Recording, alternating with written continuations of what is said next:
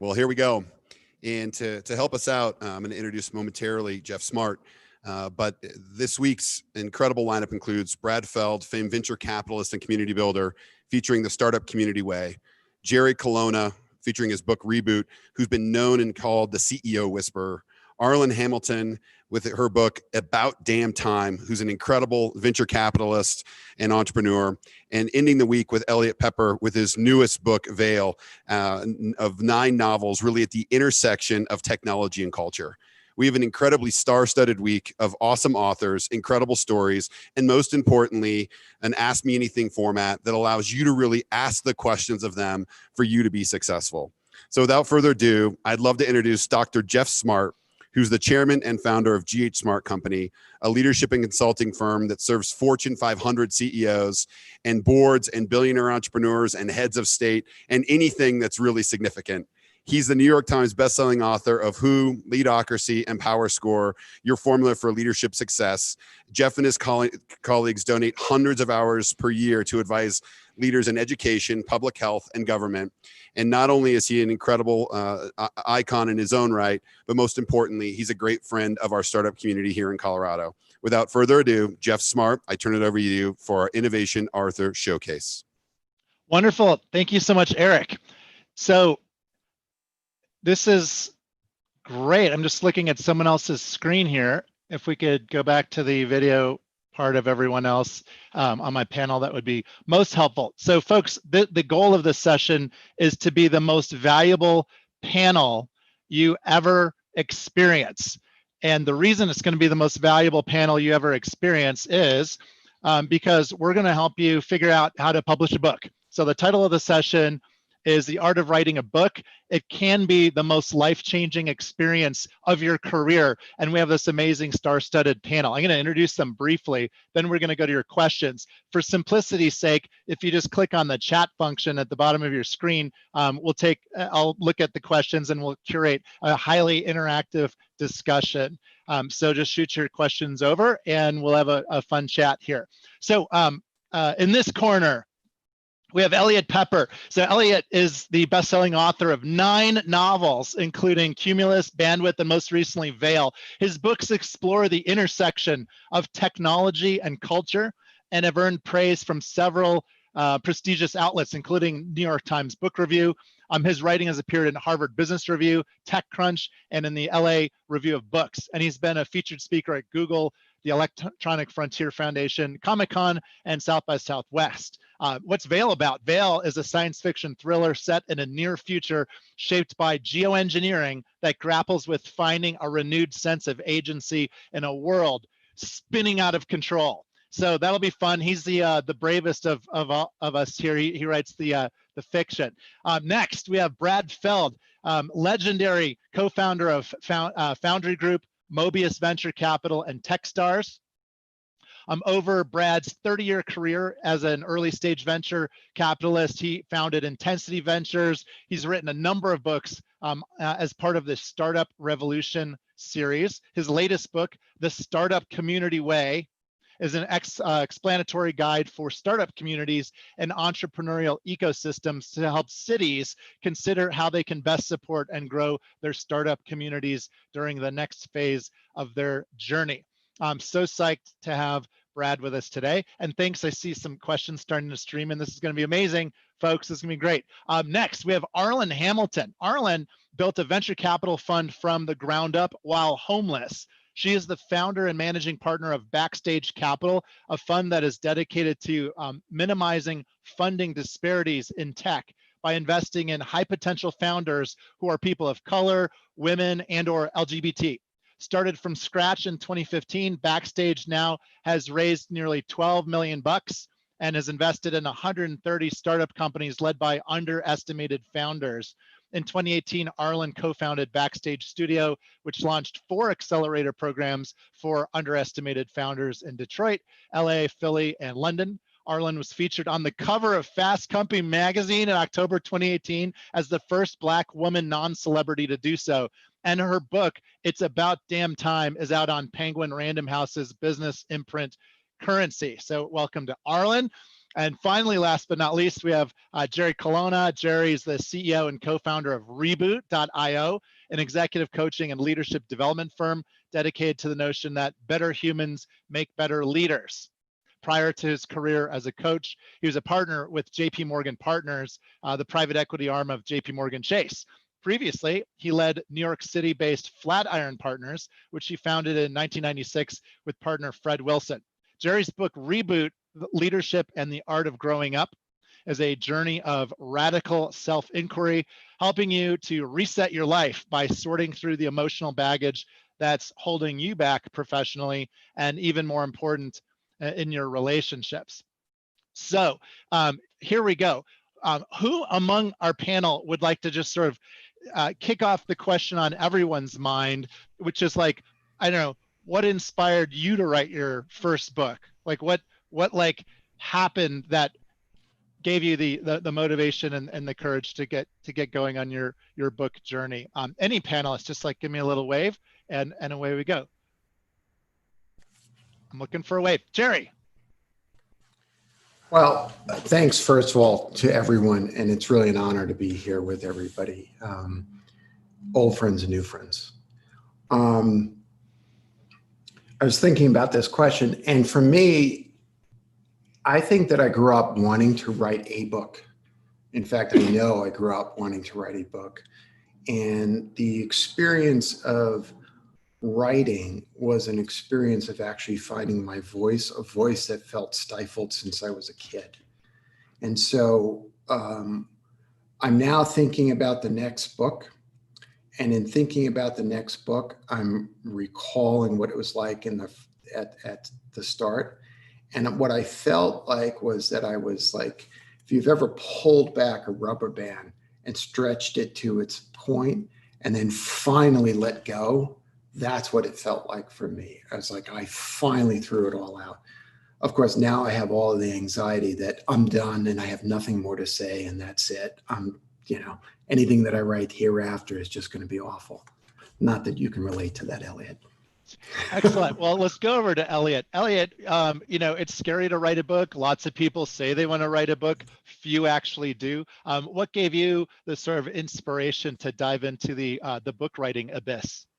I've always thought of myself as a reader first and a writer second. So I was the kid who, when my parents brought me to the library, I would get lost in the stacks and actually hide there so that they wouldn't be able to take me home. I've always been such a big reader. And the thing that inspired me to write my first novel was simply that I read books I loved, and I noticed that I wanted to read a book that I couldn't find. And I actually started by Googling, trying to find books that sort of were the thing I wanted to read. And when I couldn't find them, I decided, well, why don't I give it a shot and open up Microsoft Word and started typing. But I feel like that's all of my books so far have really been about simply noticing something that I wanted to exist in the world, that I wanted to experience, and then deciding to try to give a shot at making it and hoping that there might be other people that share my taste. So it sounds like seeing just kind of a void in the books out there and having an idea that you think is unique and saying, hey, I want to give this a place in the ether. For every question, I'll get to Arlan here in a second, then Brad. We're not going to do like a round around for every single question, but I think this "how did you get started" is a really interesting one. Arlan, where was the motivation and how did you decide to write your book? Sure. Thanks for having me here. It's funny, it's kind of surreal because part of the motivation was Brad Feld, who's right here. Yeah. I came into venture capital, into this space from a very, very different place, to say the least. And at 35, really had my break to kind of get started, and because of the way that I got in and the way what we do on a daily basis at my firm, there's just been a lot of attention and a lot of people who are seeing themselves for the first time in this space represented. and maybe not because I'm the only person here, but just because of the way that I chose to amplify the work that we're doing and bring light to the founders that we're investing in. And so very quickly, just maybe a year or so into that, starting 2016 or so, started getting hundreds of messages a week asking particularly to be someone's mentor or to, pick my brain and this and that, and remembered that my professors for the first 5 years of this decade-long journey were Brad Feld and others whose books I could kind of find my way to and feel like they were teaching me something from afar. And I wanted to have something that represented the same thing for so many other people, and not just underrepresented founders and entrepreneurs, but everyone. Because I think it's like important to note that most of the books that I read coming up in venture were by white men, and so there's no reason that white men shouldn't read the book that I wrote for the same thing. So that's one of the major reasons, is to be like to have that space for people to find themselves and see themselves and relate. And then the information that I had, I felt that I've gotten rid of, I even talk about it in the book, I've gotten rid of the idea of imposter syndrome. So I feel like it is my place to be there. And I do have a lot to offer. Everybody does. And that's what's going to be exciting about this conversation, because everybody who wants to start, write a book can.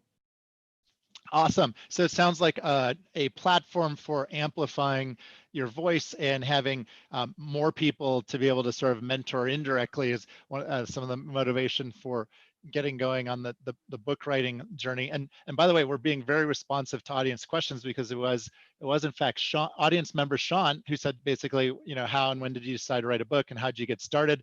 Brad Feld, you've done many impressive things in your career, but writing a book is not like the others. So how did you decide to do it, and what were the reasons for writing your first book?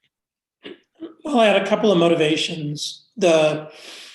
Probably the first was that I learn a lot more from writing and reading than I do from listening and talking. And I've always known that. And as a sort of professionally, I've spent a lot of time writing, even if that writing is just sort of writing out sort of thoughts around something. So that was a motivation. Second motivation was my wife's a writer and my mom's an artist.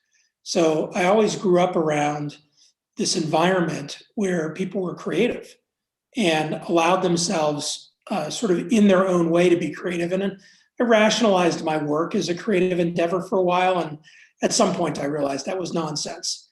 And then it was very, very different to be a writer, to be an artist, be a musician than what I was doing in my day-to-day work. And then the third is, and I didn't really process this till later, when I was a young entrepreneur in my, late teens and early 20s, and this was in the 1980s time period, the books about entrepreneurship were mostly biographies of successful business people. And they were mostly businessmen. And to Arlan's point, they were mostly white men. And, if you read Lee Iacocca's biography, you don't learn much about entrepreneurship. Whether it's a good book or not, different issue. But those books don't really, the experience I was having as a young entrepreneur, those books didn't relate to me, or I didn't relate to them in any way, shape, or form. And so it became interesting to me to see if I could write a book. And I think I remember when Eliot wrote his first book, I know this is Arlan's first book, Jerry's first book. I hope somebody asked the question about what were some of the things about writing that first book that kicked your ass? Learning how to write a book wasn't just one book. It took me a couple of books to sort of learn how to write a book. And today I actually realize I know how to write one type of book, which is actually not that interesting. There's lots of different types of books. And it's just one of these things where the ability to express yourself and the ability to learn at the same time is very powerful for me. Awesome. So it sounds like they say you only use 10% of your brain. Brad, is known for using like 90% of his brain before writing books, but he wanted to exercise the final 10%, the really creative side. And so this allowed an opportunity, and also sounds like you feel like you learn even better by writing than reading. All right, let's bust into some of the how questions. So this is, this is awesome so far, so good. I'm so proud of my panelists here. I'd love to sort of pull the curtain back and to shine a light on what now Audrey's asking, which is like, how do you prep to pitch a manuscript, or how do you get publishers? So, and we're not going to go around, but if you have like a story or a piece of nugget or whatever, I'm watching for like a little hand up in the corner for my panels. Oh, by the way, Laura Brad Flat saying, can you show all the writers at the same time, please? I think is a you problem, not an us problem, because I'm looking at all the writers. But I think if you click on the top right, your view, you might be able to see everyone at the same time. Sorry, I don't know. Like a bit if someone knows how to help her see all the panelists, let's do that. So how do you get a book deal? Because you can't publish a book unless you have a publisher. Thoughts and considerations, ninja tactics. Who's got something to share? And like, give me a little hand wave, and then like, let's go to you for your tip or your story. Yeah, Eliot, how do you land a book deal? Like, how do you get a publisher? Like, for real? Oh, here, come off mute, please. Thank you so much. I think I'm off mute. Can you hear me? Yeah, you're good. Yep. Yeah, okay. So don't let trying to figure out what publishing path you want to take get in the way of you writing the book you want to write. You'll find a million resources online of people walking you through how you get a literary agent, how you pitch book manuscripts and stuff like that.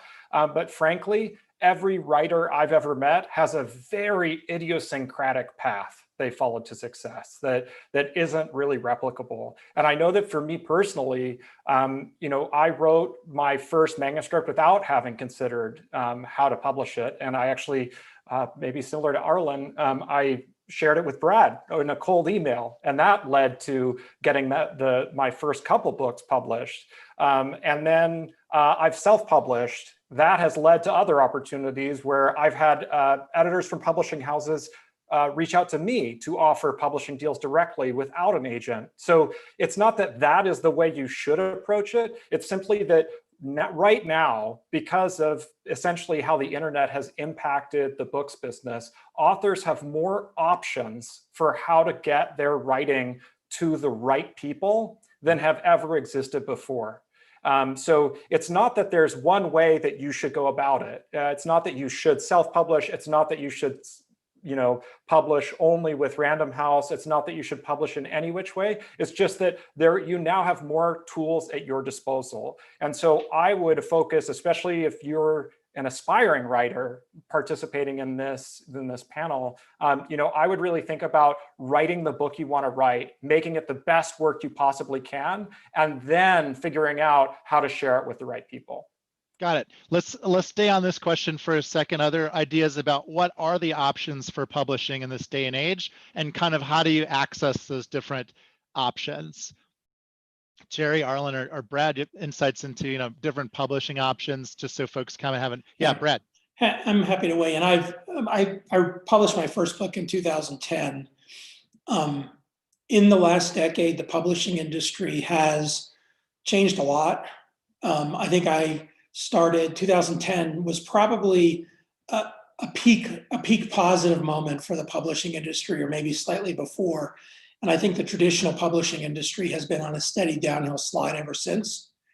And my recommendation to people when they ask that question is not to have a quick answer with here are the different ways to do it, but to say very specifically, what's your goal? And the goals vary. A goal could be, I want to make money. A goal could be, I want to codify something that is used to help amplify my business or my platform. The goal could be, I really just want to get these ideas out into the world. The goal could be, I have a self-image dynamic that if I'm a writer, that'll create a more positive self-image for me. And there's a number of other goals, right? And many of them are multiple goals, but understanding how those goals fit together, I think, is really critical to then the path forward. Historically, the publishing industry acted as a gatekeeper. And even in front of the publishing industry, you had agents who acted as a gatekeeper to the publishing industry. Today, that infrastructure still exists, but it's not sort of the dominant dynamic. If you want to get any amount of money up front for your writing in the form of advance, you need that industry. But if money is not the motivation, you don't need that. And then you have to decide whether the credibility of the classical imprimatur of a Random House or a Wiley or somebody else is important to you. So if you go on the spectrum at one end, which is sort of very classical traditional publishing activity, to the other end, which is purely self-publishing, there's many, many, many things in between. And one of the things in 2020 that's very apparent to me, having gone through now traditional publishing, trying to create a company to be a publishing business as a standalone business, and that was something called FG Press, which failed, creating an imprint of a traditional publishing, which was something called Techstars Press, which we started up and then shut down pretty quickly because we realized it wasn't going to go anywhere. It's very, very difficult to use the existing infrastructure if you have anything that's outside of the pacing of the existing infrastructure. So for anybody who sort of has a view of, oh, well, I need an agent and I need to get a traditional publishing contract, you're going to have to then work within a very traditional dynamic, right, which in 2020 is much, much less impactful. And in a lot of cases, extremely burdensome relative to other options. So start with that, sort of what's the motivation? And then once you understand what your own motivation is, you can start to line up on different parts of that journey.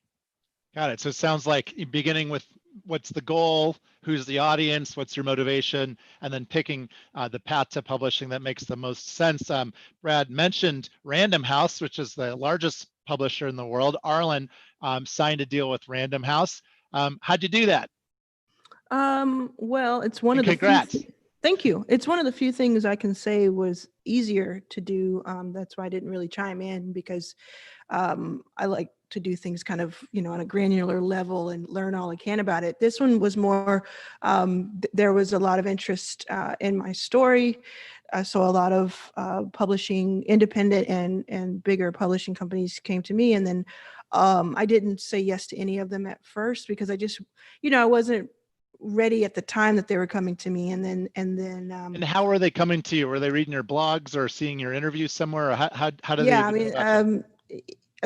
people who were, there's been a lot of press. And so, it's kind of hard to miss, especially 2008 and, for about a year in that time. But then what changed, I think, a little bit was a friend of mine named Franklin Leonard introduced me to CAA, which they represent a lot of people, a lot of authors and speakers and actors. But this was, it kind of let me do the thing that I like to do, which is like learn everything there is about the behind the scenes of things. And so once I was connected with them, I wasn't sort of sitting in the meetings like, oh, tell me what to do next. It was more like, oh, that's how it's done. Okay, let's see how we can go around that and kind of hack that.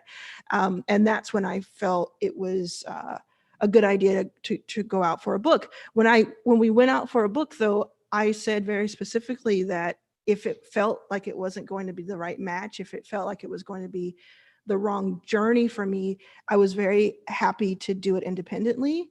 Because it was not about the money. It was about the money as a revenue stream, to be very upfront, because that's important. But it wasn't about when the money came in. I felt like if I wrote with my writing partner Rachel, if we wrote a good enough book, if we reached the right people when it came to readers, then the money would take care of itself over time. Because I didn't make any I didn't have any illusions that you would just be rich the moment you put a book out. Right. There are books that you still see at the airport and things like that are 8 years old, but find their way to people. Mm-hmm. All right, so that's interesting. To summarize, it sounds like Arlan had media exposure, early, and then met CAA, that's Creative Artist Agency. It's a great agency that works with movie stars and authors and just other famous people, sports heroes, etc. So getting And a lot of non-famous people like myself. well, that's you're Ton. very humble, but to be connected with CAA, which is a really top firm early, and to be able to then pick and choose and then land a deal with Penguin Random House is super awesome. So that's the like do the kind of build your brand a little first and then have them come to you. Very cool. And I'd be remiss. I went on 2 journeys, one with a traditional publisher. So I like Jack Welch a lot. So I was like, who's Jack Welch's agent? So I called up Helen Reese, who is Jack Welch's agent. I was like, hey, I got a book on hiring that I want to, write for the world. Can you help me? She lined up 3 deals, Random House, Wiley, and something else. I flew to New York on one day. My co-author Randy and I had a couple meetings. We brought a bottle of Dom Perignon into our Random House meeting, and I slammed it on the table, and I congratulated them on signing their next best-selling author, which is an obnoxious thing to do because they hadn't signed us. They didn't even know who we were, but they ended up signing us, and it worked out. So that took 3 years to get that book project done, working with a traditional publisher. To Brad's point, traditional publishers take a long damn time, but an advantage is, when the book comes out, like 2 weeks later, it's translated in Mandarin. You're selling copies all over the world. I mean, it is kind of cool. If you have a topic that you think has a broad audience, I recommend going with a big publisher. I also published a book through Greenleaf Book Group out of Austin, which is a small boutique publisher. It went super quick. You can go faster. You can like skip a bunch of boring steps than, versus working with a big New York publishing house. Both books did fine, but there's like less muscle with a small publisher, but less hassle too. Anyway, those are like my 2 cents on those paths. And this whole like ebook versus not a real book. At some point, I think, I don't know, real books are gonna be gone. But if you're gonna bother to write a book, like write a book. So just an ebook, like, I don't know, like at a minimum on lulu.com, you can print a copy of your ebook. Like I self-published something just for my own company. I printed it. It looks like a book. So for gosh sake, you got to have at least a hard or soft copy physical book to give to people along with the ebook. So don't do ebook only. I'd push against that. Push against. Because 70-80% of the people watching may be their route, and I think it's about the content.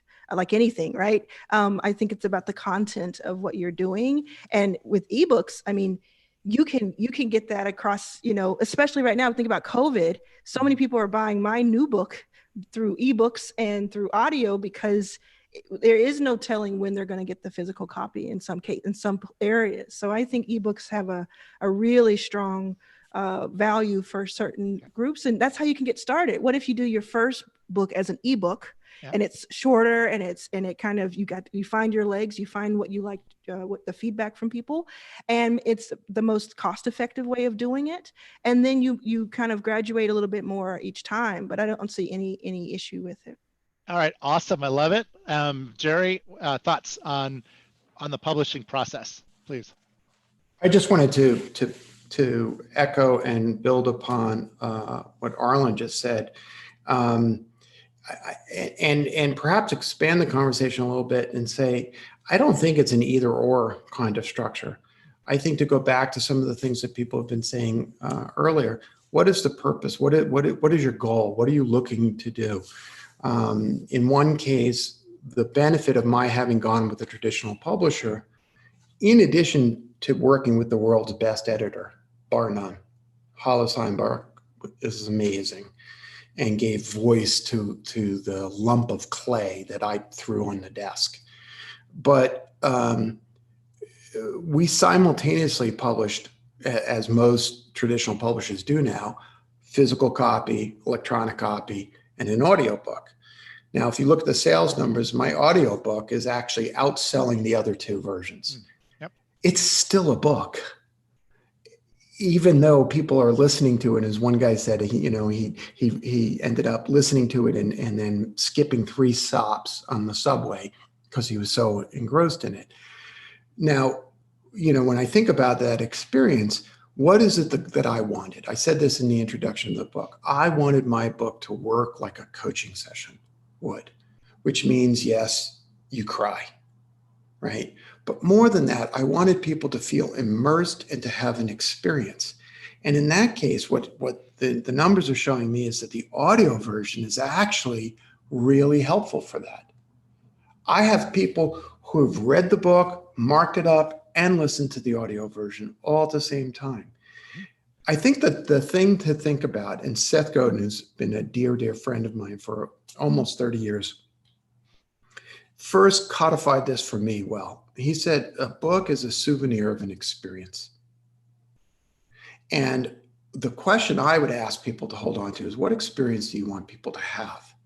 You know, Arlan, I'm imagining that people reading your book are not only going to experience the how did you get to where you are and what did you do, but hopefully paint themselves into your story and see themselves that there's a possibility for themselves, which is really a powerful experience.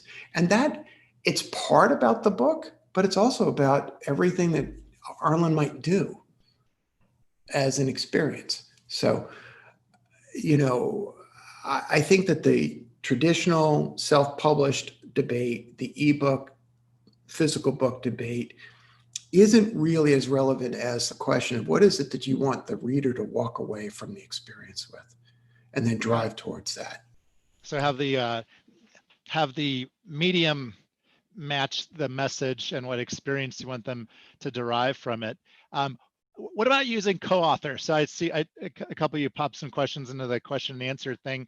We see them, that one person saying, I'd love to know the benefits and pitfalls of working with a co-author or writing partner, any structures or general experience that you believe can be applied. I'm gonna ask the question slightly broader, which is, who do you need on your team to publish a book? And so co-author, not co-author, and like, who are some other key people, I wonder, that made your book writing journey great? Well, I'll pop in there again. Yeah, Jerry. I'll be another one of those people to thank Brad, right? So I had a community of people early on.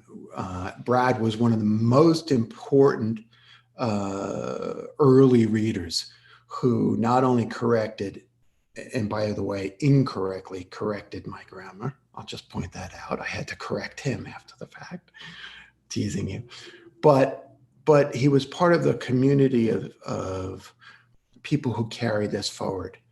Early on, Hollis, my editor, said, you know, do you want us to hire a ghostwriter or a co-author? And it hurt to even think of that because of that rubber band effect that I had. I knew I needed to do this myself, which means all of the toil and all of the pain I had to go through emotionally.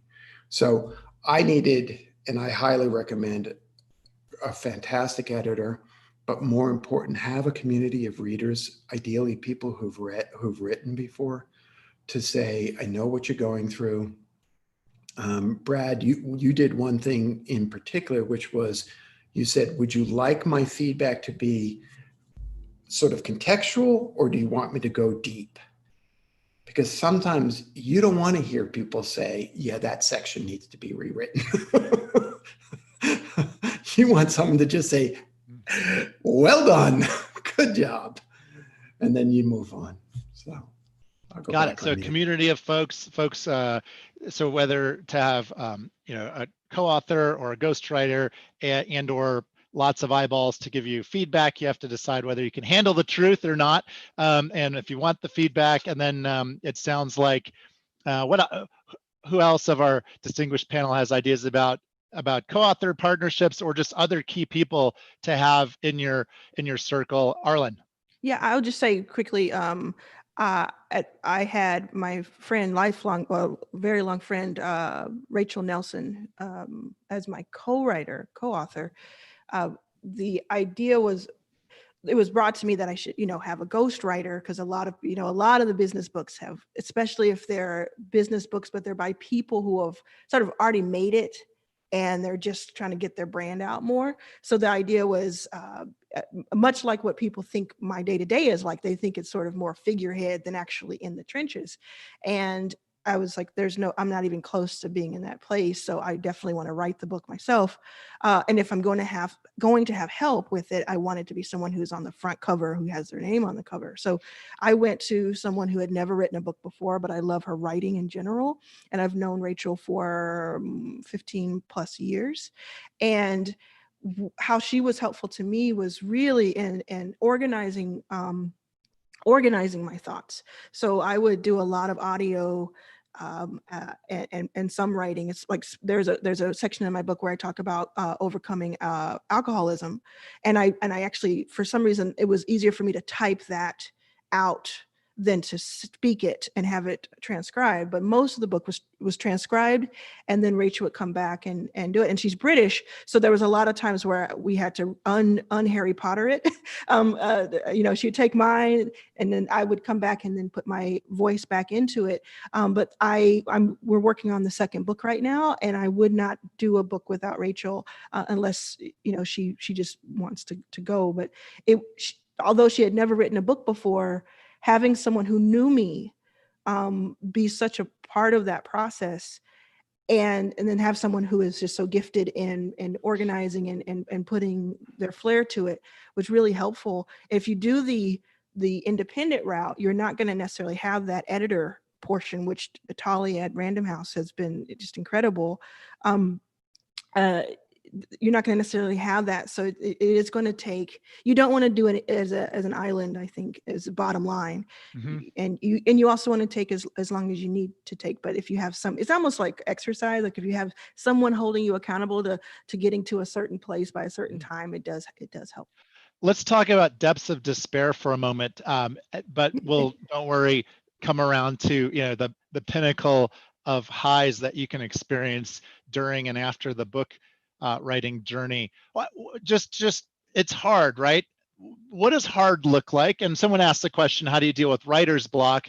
And I appreciate the question. I'm kind of going to mushroom it up into a broader question, which is, what's the worst part of doing a book project? What does that look like? Like, paint the picture for us, just so we know what bad looks like. Yeah, and then we'll do like pinnacles of joy and adrenaline in a second. But yeah, Brad. Well, I'll give a couple of examples of real low points from the most recent book that I wrote, which is The Startup Community Way, which Arlan is pointing at. It's just behind her left ear. Thank you, Arlan. So I have a co-author on that book whose name is Ian Hathaway, who's become now a very close friend.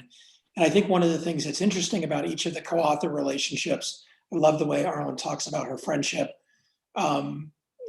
Even if you don't have a real pre-existing relationship of depth, and I didn't with Ian, we were friends, but not super deep friends, you become extremely deep friends at the end of it. And I think the same is true if you have an amazing editor. I think there are lots and lots of situations, even with traditional publishing, where the editor is not that impactful on the book, but there are some editors that are really amazing. So that emotional relationship is important. And I underscore it because we had two really difficult moments with The Startup Community Way. We started writing it in 2017, so it took us almost 3 years to write the book. And 3 years for a book like this is pretty long. In 2018, we had written the book. We'd written 40,000, 50,000 words, which is about, most of what a book like this would be, a traditional business book. And Ian and I were talking about it, and we just thought it sucked. Like, we just didn't like the book. Like, the words were fine, and there were some good ideas in it, but it just didn't work. And we struggled. And to the writer's block point, there was a long stretch in there where I really didn't contribute much at all. I was busy with other stuff. I was having a hard time getting my head into it. Ian felt very much alone. It was his first book. And I probably wasn't a particularly good partner in that moment. And we get to this point where it sucks, and we sort of both had to recommit. And there was a moment of like, should we really do this or not? And my answer was, yep, you put a huge amount of effort in. We want to do this. Let's work on it. And what came out of that moment was both a recommit and then a mental model for the book. So we realized that part of the reason the book sucked is we just didn't have a framework for it. We had a bunch of words and a bunch of chapters and a bunch of ideas, but like it didn't hang on to anything. And the thing that we ended up building the book around was the theory of complexity and complex adaptive systems, and not trying to have it be a really complicated book to read, but making the language of complexity theory available in a very easy way to people in business and people in startup communities. So that was moment one. Moment two, and I lost the person who asked the question, I think it was Tammy, asked about beta readers. Yeah, it was Tammy. We finished the book the second time, and we sent it out to about 20 or so people. We got plenty of nice feedback back, the kind that Jerry says sometimes you want, where people, they make some modifications, but they say, wow, this is really helpful. I really liked it. But it doesn't tell you anything.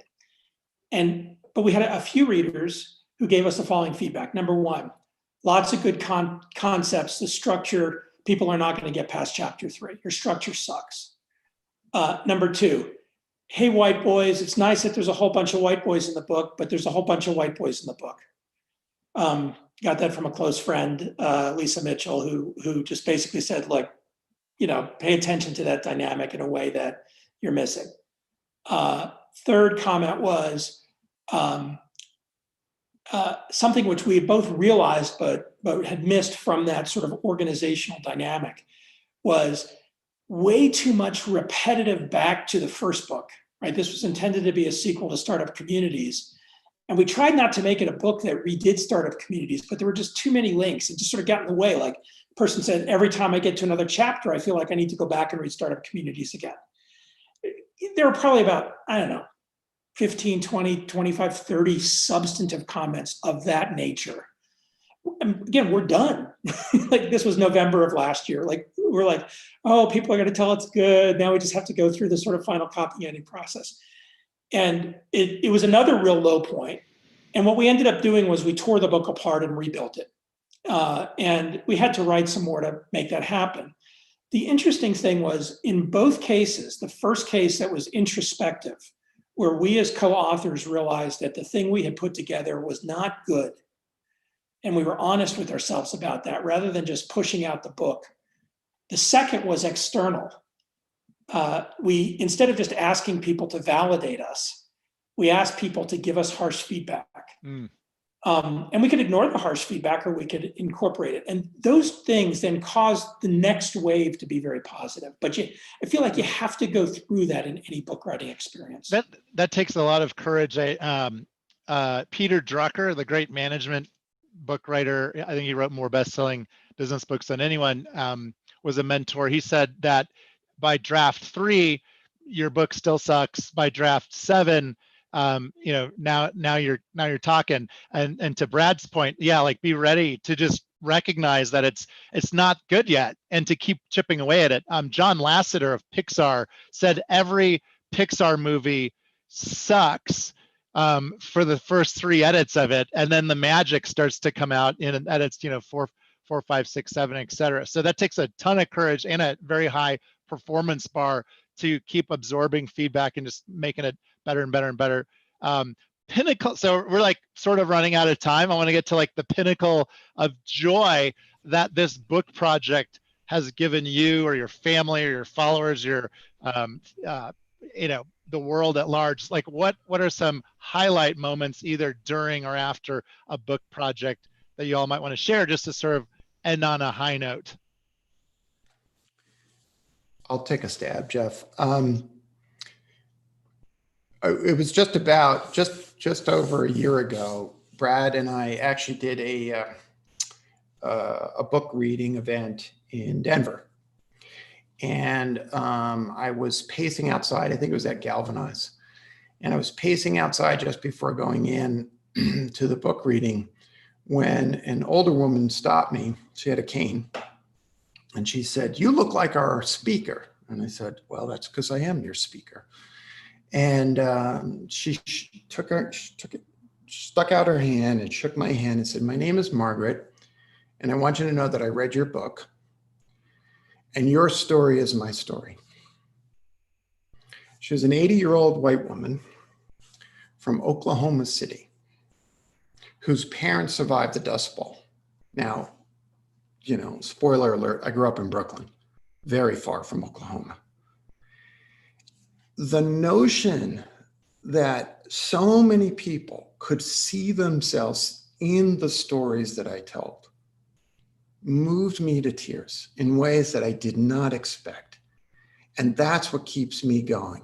Whether it's a woman from Zimbabwe that I met in Ireland telling me about her father who died as a political prisoner of the South African police, or the 80-year-old veteran at a VA hospital where I did a reading, telling me about his experience as a medic in Vietnam.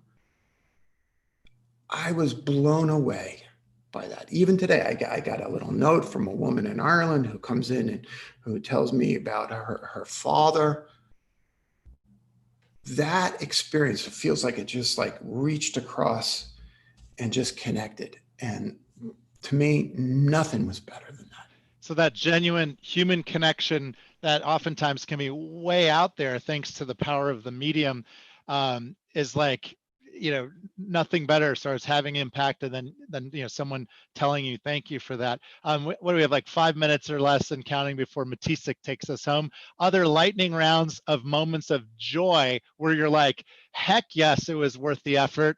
Eliot, Arlan, Brad, what are other just kind of moments that come to mind? I have a couple of moments of joy, Yeah. but I want that are not about my books. One of my great personal joys is getting my hands on the book that a friend has written. And I remember clearly each time I get the physical copy of each of Eliot's books. I remember clearly getting a copy of Arlan's book and just being so psyched. Like I hadn't read the book yet. I knew pieces of it from conversations around it, but like just so psyched to get my hands on the book and sort of gobble it down. When I remember Jerry sent me a picture when he got his like box of books, and it was like he was hugging the box of books, right? Like there's some sort of emotional dynamic, and for me, my version of the Seth Godin quote is it's a talisman. Like it is a thing that I can hold that's a piece of the other person, and that makes me feel so much more connected to that person. Partly because of as an author, I know how incredibly hard it is to get it done. And when it's a book, and in the case of Arlan and Jerry's books that are both so intensely personal, it's also sort of the opening up in Jerry's language of soft heart, right? Open heart, of sharing yourself with others. And those are moments for me that are joyful indirectly for my friends who have done this incredibly hard work. Awesome. Super. So this sort of like extra joy of being psyched for your friends and colleagues who finally get a book project done, and then being there for them as that moment crystallizes into being able to hold on to it. As long as you have a physical book to show someone, or I don't know, point to it on the computer screen if you're just going ebooks. I digress. Eliot, Arlan, pinnacles of joy during or after the book writing project. I'm going to give my time to Eliot because he's had something to say for a while. All right. Well, thank you. One thing, I just want to point out one thing that you'll notice neither Brad nor Jerry said were the pinnacle of their books, of their internal journey of putting the books out in the world. Neither of them mentioned their launch day. Neither of them mentioned a review in some big publication getting launched or being published. Neither of them mentioned giving a TED Talk, right? What they talked about was two aspects. One, the internal satisfaction of just putting a creative piece of work together, right? Like that, there's something special in playing music, not just having that music listened to. And then the other half of it is that is simply that human connection with readers. And I think that speaks to what makes books powerful, as you, Jeff said, as a medium. They, they're magical. You have these weird little black squiggles on a page, and it's a window into someone else's mind, into someone else's heart. You open a book and you're opening up an entire world.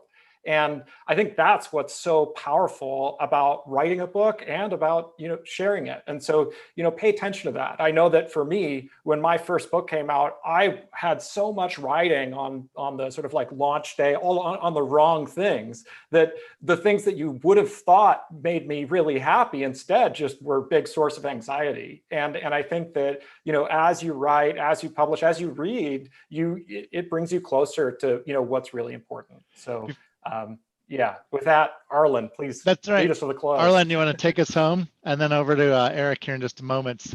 Yeah, I echo everything everybody said. It's been life-changing, to be honest, and not to overdo it, but it has been life-changing, and that I had hoped people would find something from it. Of course, hopefully it's why you do it.